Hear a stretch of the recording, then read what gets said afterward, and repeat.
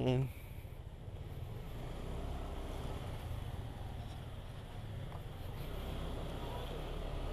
Ito na nga, nandito na kami sa loob ng Capitol.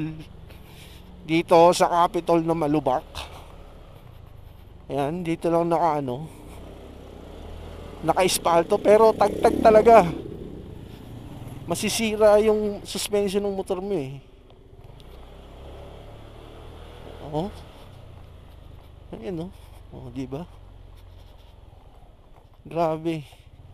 Sana sa mananalo maging kagawad or kahit na ano man, sana yan maging maayos yung kalsada. Dahil syempre, yan ginagawa yung Maynila dito sa Capital Subdivision. Isa na rin yan sa bakit nasisira. Pero I think 2 months pa lang ata ang Maynila. Hindi naman talaga sila nakasira mismo. Di syempre sa katandaan ng lugar na to, hindi na nila ano, oh, sana naman mapaayos yung subdivision na tong kalsada na to. Mamaya may kita nyo dun sa may court. May kita nyo na sobrang putik. Kawawa talaga. Ang lalalim pa ng butas.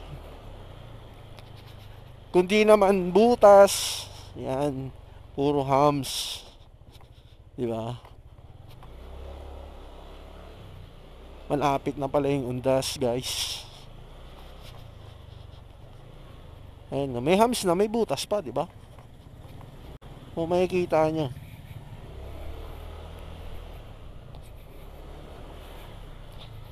Ito nga pala yung HOA. Yan, terminal ng tricycle. Yan.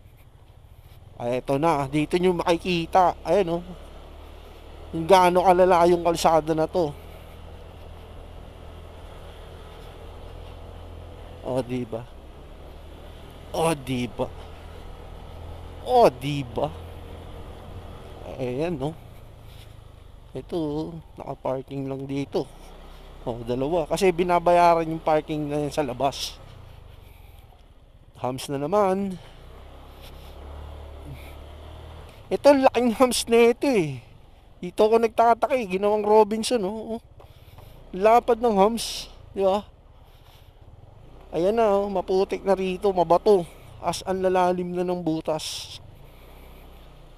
Ayan, oh.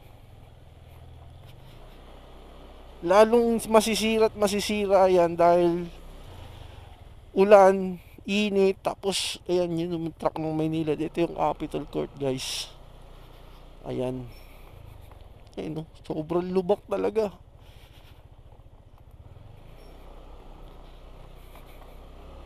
So malapit na ako sa bahay. Sheesh, guys. Thank you for watching. Salamat sa pagsama sa rides. Short rides. And then kahit anong rides yan, sama kayo. Cheers. Ayun.